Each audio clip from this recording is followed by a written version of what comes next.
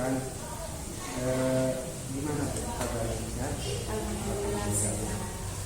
Lagi puasa sekarang di bulan kita tetap semangat ya. Semangat terus ya.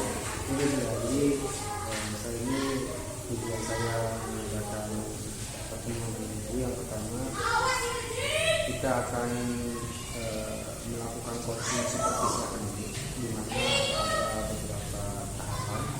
Yang pertama adalah tahapan pra-observasi, kemudian yang kedua adalah tahapan observasi, dan yang ketiga adalah tahapan pasca observasi. Jadi, yang kita lakukan hari ini ngobrol santai saja, tidak usah menjadi beban karena temanya kan pasca pra-observasi. Jadi menggali apa yang mungkin akan dilaksanakan dengan sistem pembelajaran. Nanti untuk observasinya juga saya pribadi akan coba untuk masuk ke kelas itu untuk melakukan pengamatan mengenai kegiatan belajar mengajar. Nanti setelah kita melakukan observasi maka akan interop lagi untuk pasca observasi. Ini ngobrol lagi lah, seperti itu.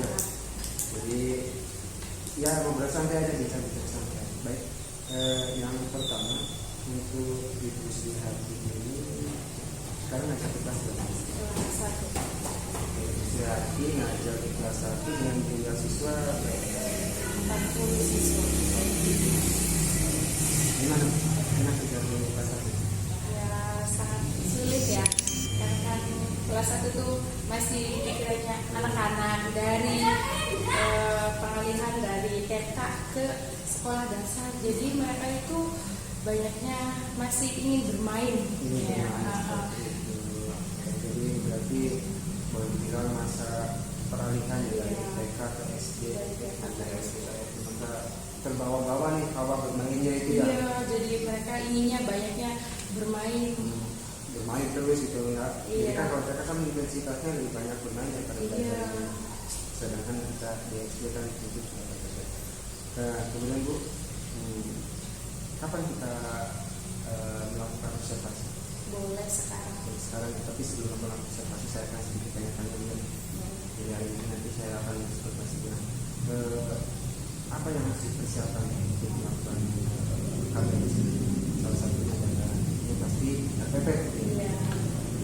Sekarang ini sudah nyampe tema berapa? Tema 7. Tema 17. Itu tentang apa? Tentang hewan lingkungan di sekitar kita. Hewan dan lingkungan. Iya. Hewan, Tumbuhan dan lingkungan di sekitar kita. hewan, tumbuhan dan lingkungan di sekitar kita. Itu kalau misalkan saya boleh tahu tujuan pembelajaran itu apa? Ya, yang pertama yaitu satu, anak-anak bisa mengenal tentang hewan, mana hewan peliharaan, mana yang hewan liar, tempat hidup hewan itu di mana, kemudian contoh-contoh dari hewan peliharaan itu seperti apa-apa, contoh hewannya, kemudian ya bagaimana peraturan-aturan yang dilakukan untuk memelihara hewan di rumah ataupun yang ada di kebun binatang begitu. Karena kan beda Bu ya, nggak mungkin melihara macan Iya. dalam rumah ya. Yang ada cuma bahaya gitu. Iya. Baik, jadi tujuannya itu anak intinya itu anak lebih mengenal hewannya. Iya. Jadi nanti mungkin kedepannya anak itu bisa menggunakan mana sih yang hewan buas itu, Iya. hewan yang tidak buas yang bisa digunakan. Jadi kan mereka lebih berhati-hati ya. Iya. Nah, kira-kira kalau misalkan anak lebih mengenal hewan, kira-kira ibu akan punya gambaran nggak untuk menggunakan media diagnostika? Media apa nih kalau misalkan anak bajunya yang biasa yang mungkin kebayang buat ibu nanti buat praktek observasi hari ini? Saya bisa menggunakan video ataupun gambar-gambar sehingga anak itu antusias dalam mengikuti pembelajaran. Jadi ibu itu akan menggunakan video, dan video itu kan lebih enak nih, lebih ada suaranya ada, gambarnya juga ada ya. Jadi membuat fokus anak-anak itu. Nah, berarti kali ini termasuk namanya diferensiasi proses, karena kan kita sekarang itu menjelang atau menghadapi kurikulum merdeka Jadi kulit RPP-nya itu harus RPP berdiferensiasi. RPP berdiferensiasi itu ya seperti ini, jadi tidak hanya untuk satu murid saja, karena kan kita tahu dia pasti murid juga kan beda-beda ya dalam membaca pandangan. Ada yang cepat membacanya, ada yang bisa, ada yang masih ngejar. Nah, salah satunya mengenai video itu merupakan diferensiasi proses. Proses untuk apa, untuk lebih menyampaikan materi itu untuk lebih mengenal, karena kan yang gambar ya kan enak didengar, dilihat, kalau penasaran juga. Apalagi kelas 1, saya aja kelas 5 masih menggunakan, bisa nggak slide video kayaknya apa gitu yang bisa digunakan, yang buat anak-anak menarik slide video. Bisa hewan patung hewan seperti ya kayak gitu kan, iya, ada biasanya biasanya dijual, atau bisa menggunakan mungkin boneka biar boleh ya, boneka bisa yang gitu. ada hewan-hewan kayak jerapah Iya. gitu. Nanti kan dikenalkan di anak-anaknya jerapah itu ada di binatang. Mungkin juga kita juga bisa menggunakan yang namanya hewan-hewan yang kecil di pasar. Iya, bisa. Kemudian kalau misalkan apa namanya menggunakan orang-orang kecil tadi bisa dibeli di pasar. Ada juga mungkin kalau misalkan di rumah bisa ditanya anak bagaimana punya hewan peliharaan apa Iya, tidak. bisa seperti itu. Nanti mereka disuruh menceritakan. Selain anak mengenal hewan, nanti kira-kira ada tujuannya lain nggak, Pak? Ada ya kan aturan-aturan apa saja misalnya yang bisa mereka lakukan untuk memelihara hewan kalau di rumah, itu bagaimana aturannya, misalnya membersihkan kandangnya, apa namanya, memberi makan, ya, menjaga kebersihannya. Jangan cuma melihara doang, nggak mau dipelihara, nggak mau dikasih makan gitu. Cuma pengennya saja. Baik. Nah, jadi boleh saya garis bawahi, kita observasi kita hari ini mungkin ada 2 tujuan. Yang pertama anak mengenal hewan, jangan saling membedakan mana sih hewan liar dan mana sih hewan yang bisa dipelihara. Kemudian ada aturan yang melihara hewan. Kenapa hewan bisa dipelihara di binatang? Apakah menurut peraturan apakah tidak? Itu nanti bisa dijelaskan oleh anak-anak. Nah, untuk aturan ini kira-kira itu menggunakan media apa? Kalau aturan misalnya saya bisa tempat minumnya atau memperlihatkan kandang-kandangnya seperti itu. Jadi yang namanya hewan buas jangan sampai diliarin, nanti bisa bahaya. Iya. Termasuk harimau mungkin, ular juga mungkin ya, burung elang mungkin takut menggigit anak-anak. Nah, baik.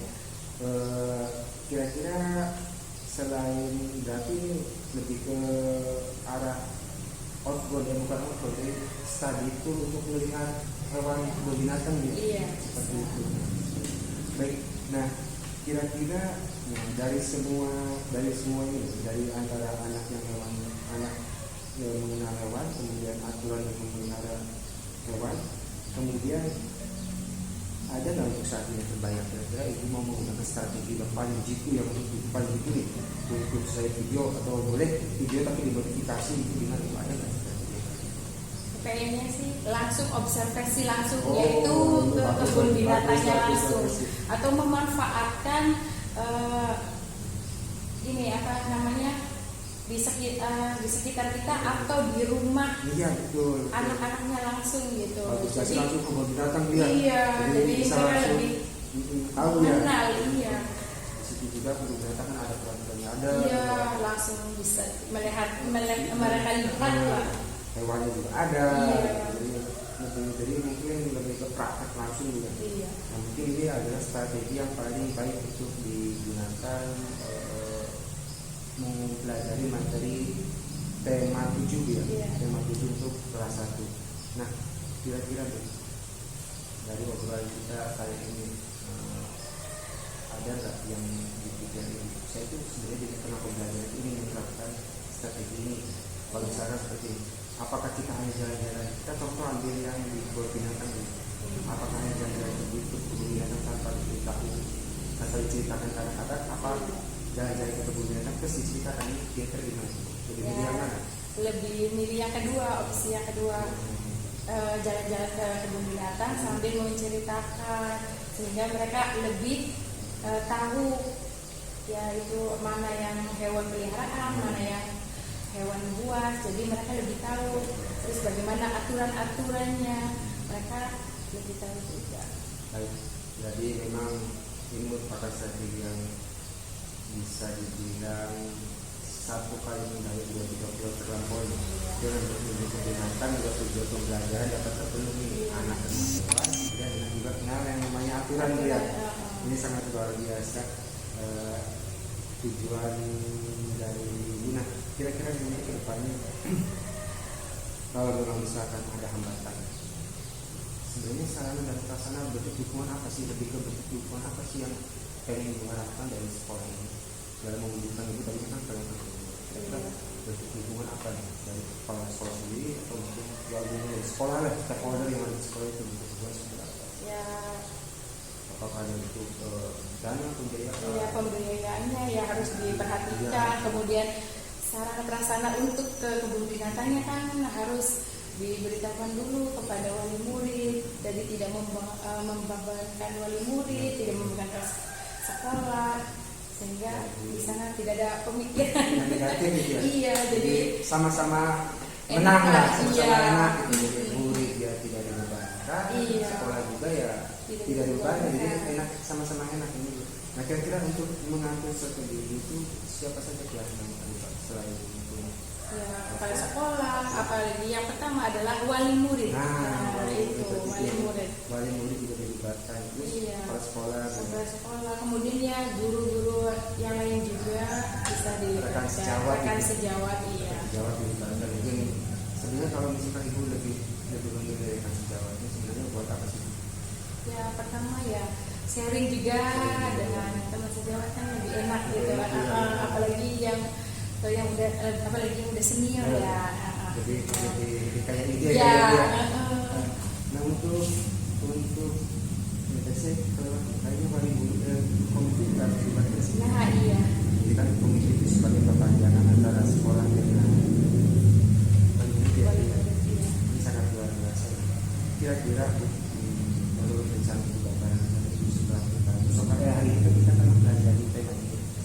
Kapan kira-kira rencana terdekat itu kan saya pengen minggu sekian karena sekian kira-kira rencana Ya pengen Bulan secepatnya April lah setelah Lebaran kan masih pas pada tuh. kumpul. Iya. Jadi wah Kayaknya masih pada seperti kumpul itu. ya. Mm-mm. Ya berarti bulan April nanti saya akan coba ngobrol lagi sama ibu gimana hasilnya kita, karena kan kalau misalkan saya juga pengen tahu refleksi dari ibu setelah melaksanakan observasi langsung ke lapangan itu, jadi saya pengen ngobrol-ngobrol lagi nih. Iya, mantap. Jadi baik ibu, terima kasih atas waktunya. Saya langsung aja ke kelas tadi Iya, mantap. untuk bisa menyaksikan proses KPM siswa kelas 1 dari UPTD Ekonomi 21 dengan wali kelas Ibu Sihati Iya. Terima kasih Bu atas waktunya. Banyak langsung aja. Iya. Assalamualaikum warahmatullahi wabarakatuh. Waalaikumsalam warahmatullahi wabarakatuh.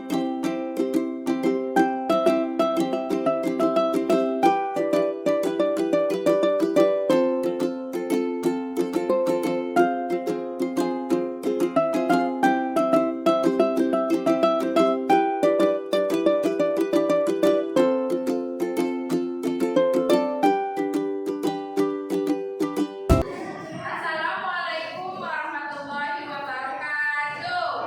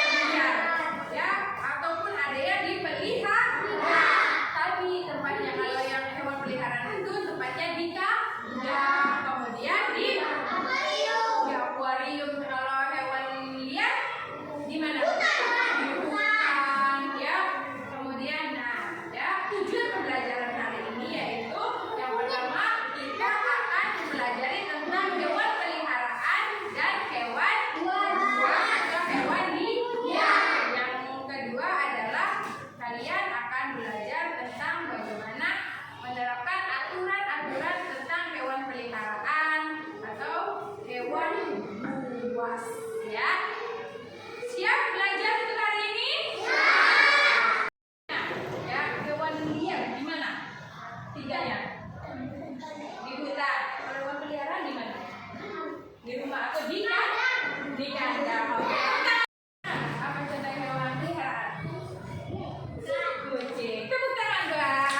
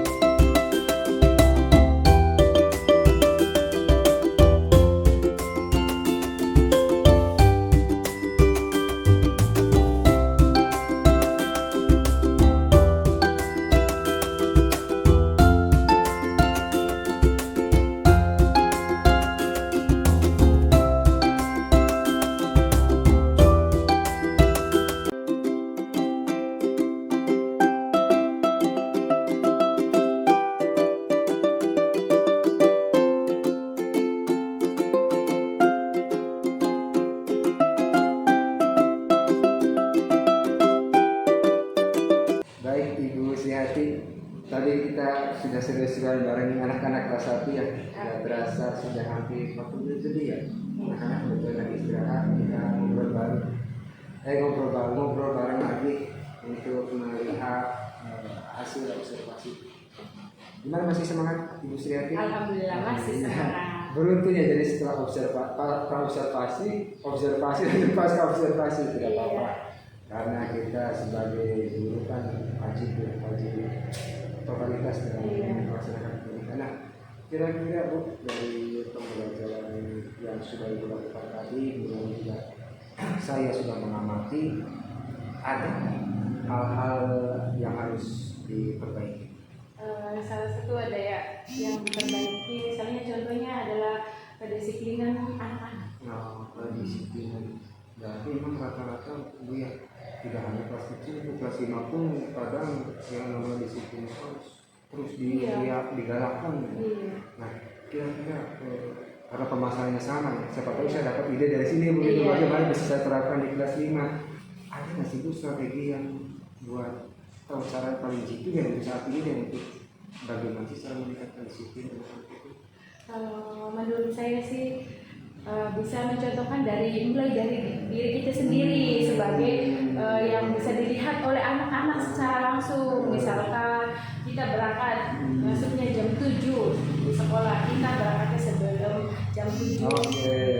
Sehingga jadi pembelajaran tepat waktu. Iya. Gitu. Berarti memang sebelum memberikan apa itu disiplin, berarti ya kita juga disiplin ya. Ini luar biasa. Jadi istilahnya tinggal sing tulodo tuturi handaya sesuai dengan filosofi Ki Hajar Dewantara, luar biasa. Jadi cara paling itu meningkatkan disiplin adalah dengan cara dari gurunya itu sendiri. Jadi tauladan yang baik buat gurunya sendiri.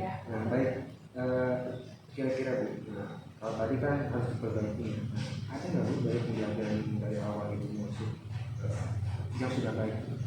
Ya ada ya, mereka anak-anak itu antusias dalam ikut pembelajaran, kemudian ya mereka saling berbagi, bergotong royong sama teman sejawatnya mereka, kemudian dalam mengerjakan tugas mereka mandiri, tidak tergantung terhadap teman atau orang lain seperti itu.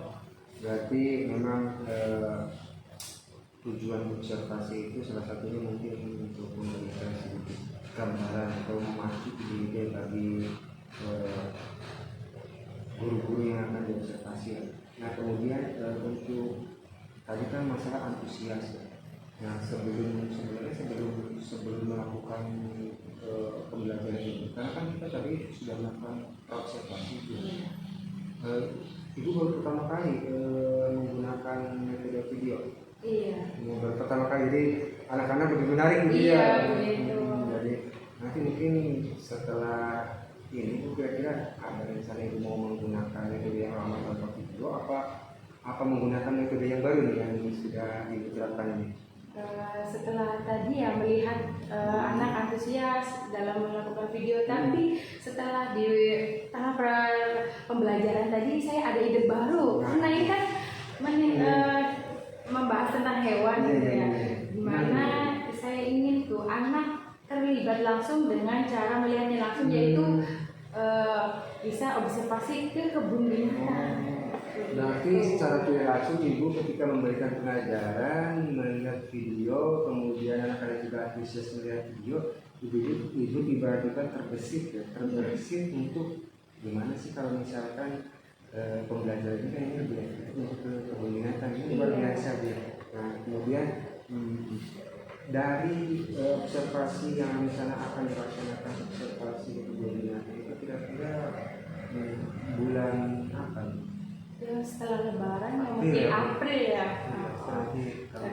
Sekarang masih puasa. Nanti saya setelah April saya mau ngobrol lagi deh untuk mengetahui refleksi dari kegiatan observasi yang dilakukan. Kemudian Bu, kira-kira mengenai perasaan kita sebelum melakukan observasi, perasaannya gimana? Sama sudah ada observasi deh. Yang dulu sih bingung gitu ya, kemudian ya ada rasa emosional, ya kemudian ya sekarang setelah udah diobservasi sudah lega, sudah senang. Oke Bu, tadi saya mendengar kata emosional. Sebenarnya boleh diceritakan nggak? Maksudnya gimana sih? Ya namanya itu kan pasti ya emosional, kan kadang-kadang naik, kadang-kadang turun. Bisa diceritakan gimana? Ya apalagi saya sebagai perempuan ya di rumah gitu kan, punya anak kecil, sekarang dihadapkan kelas 1 ketemu lagi sama anak kecil lagi, tapi kan beda, yang banyak beda karakternya gitu, jadi tambah pusing. Kadang suka ke bawah nggak, misalkan lagi ada di rumah ada masalah tiba-tiba datang ke sekolah itu anak-anak suka ke bawah nggak? Iya suka ke bawah, misalnya di rumah lagi bad mood ya sampai ke bawah ke sekolah sampai ngajar pun ya biasanya seperti itu. Nah mungkin setelah adanya observasi ini mungkin lebih mohon maksudnya karena tadi saya mengajarkan pada saat kebetulan di daerah kamu ya. Kebetulan saya tadi mengajarkan itu juga teknik stop, bagaimana mengatur nafas untuk sejenak fokus dari dan melupakan tugas-tugas yang ada, kemudian ibaratnya di charge kembali. Kemudian tadi juga saya mengajarkan bagaimana cara mengontrol diri dan melibatkan emosi agar mengajar dan emosi tidak dalam arti emosi yang ada di rumah atau segala permasalahan di rumah tidak dibawa ke sekolah. Tadi saya mengajarkan ibu, kemudian tidak direkam ya. Jadi tapi materinya masuk ya. Nah kemudian dari pembelajaran ibu yang baru saya lakukan, kira-kira lebih menarik kan itu sebelum observasi apa setelah melakukan observasi? Ya menurut saya sih setelah melakukan observasi ya. Akhirnya kalau belajar kenapa? Ya. Setelah observasi apa karena dilihatin jadi gimana atau gimana? Ya tidak ya, banyak ide baru juga, kemudian tadi ya kan bisa mengetahui ini teknik ini, jadi saya kan lebih tahu lagi bagaimana mengontrol emosi kepada anak-anak gitu. Luar biasa dan semoga ya saya juga sebenarnya saya tahu cuman bila saya ikut di program ya, kata ibu juga ikut berencana untuk program penggerak ya. Saya dukung di maju terus beliau pendidikan, mudah-mudahan ibu juga bisa mengikuti bahkan lebih baik dari saya Bu. Saya doakan amin. Dari hal baru tadi kan itu bicara ide, berarti itu hal baru yang ibu pelajari ya dalam pembelajaran itu dengan cara observasi langsung ke sebenarnya dari observasi itu ada hal yang kompetensi yang ingin dicapai. Ada yang misalnya kan kemandirian, anak itu bagaimana anak itu bisa mengerjakan tugasnya sendiri, berjalan sendiri gitu. Kemudian dua, saling tolong menolong, saling Toleransi. ya, toleransi sama teman-temannya di situ. Merasa memiliki, Ya, gitu ya. saling berbagi. Gitu. Nah, nanti mandiri itu kira-kira ibu tekniknya mengembangkan mandiri anak itu dengan cara Misalnya mengasih menanyakan. ya menanyakan misalnya ke petugas di kebun Oh, binatang, oh, mereka menanyakan bagaimana aturan yang untuk ada, mengasih yang ada di kebun boleh binatang nggak itu, ngasih makan, iya, iya. mana yang hewan liar, mana yang harus dipelihara, Bisa gitu. juga anak-anak ketika tidak tahu nama hewannya aku bisa nanti. Iya, bisa langsung. Nah, kemudian tadi saya bilang adanya saling menghormati. Jadi menurut ibu strateginya pada saat diobservasi di kebun binatang gimana? Ya, anak-anak itu harus sesama temannya, kemudian atau orang yang lebih tua, mereka harus saling menghormati, gitu di jalan dan di situ ya, mereka harus saling menghormati sesama orang. Baik, berarti ada beberapa kompetensi yang berhasil saya tangkap yang ingin digunakan pada saat kami observasi di lapangan. Yang pertama adalah mandiri, saling menghormati, lebih percaya diri, tidak minder, kemudian menghargai, saling tolong menolong, saling ya intinya berjiwa sosial. Iya. Bahwa kita itu makhluk sosial, satu sama lain saling membutuhkan. Nah, tadi juga saya sudah mendengar strategi ibu untuk mengenai mandiri, kemudian saling bertoleransi. Nah, kira-kira ada nggak ibu yang disampaikan di pembahasan kita yang ini nantinya boleh saya terapkan untuk pembelajaran ini deh. Nah, ini pembelajaran tahun setelah ini ada materi ini saya lebih nanti kalau tak materi ini kan karena materi selanjutnya kayaknya kemana gitu. Ada nggak? Ya, misalkan langsung ke rumahnya anak langsung masing-masing, misalnya bisa Hewan peliharaannya ada. ya, hewan peliharaannya gitu kan. Ya, apa jenis hewannya, bagaimana Ya, cara merawatnya, berapa kali dimakan, iya, dengan cara membuat apa ya, kayak tabel seperti itu. Mereka mereka observasi di rumah mereka masing-masing. Lebih ke LKPD nanti LKPD juga bukan. Nah, LKPD itu tentunya pasti berbeda ya antara satu siswa dengan siswa yang lain. Bu sudah mempersiapkan itu. Iya, Bu sudah. mempersiapkan. Nah, Ibu Sri Hati, nah kita di akhir ujung pembicaraan Bu. Nah, kira-kira ada nggak Ibu yang dapat apa sih Bu dari pembelajaran kita kali ini? Refleksi. Banyak ya. Ya, tadi kan kita sudah belajar mana hal yang harus kita diperbaiki, misalnya tadi kedisiplinan anak, kemudian bagaimana cara memperbaikinya, yaitu dengan tadi cara mulai dari diri sendiri, kita sendiri sebagai guru, sebagai tauladan anak-anak, kemudian bagaimana strategi pembelajarannya yang harus ditingkatkan untuk anak, kemudian perasaan setelah saya mengikuti sebelum diobservasi dan setelah diobservasi merasa senang, kemudian banyak ide-ide baru yang saya dapatkan, kemudian tadi ada lagi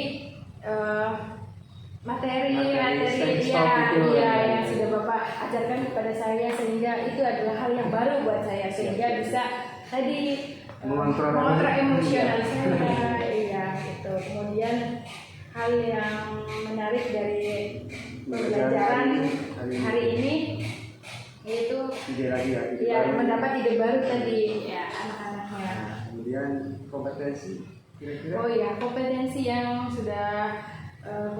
ingin saya capai yaitu misalnya tadi mandiri, kemudian menghormati orang lain, berberdaya, saling menghargai, sosial.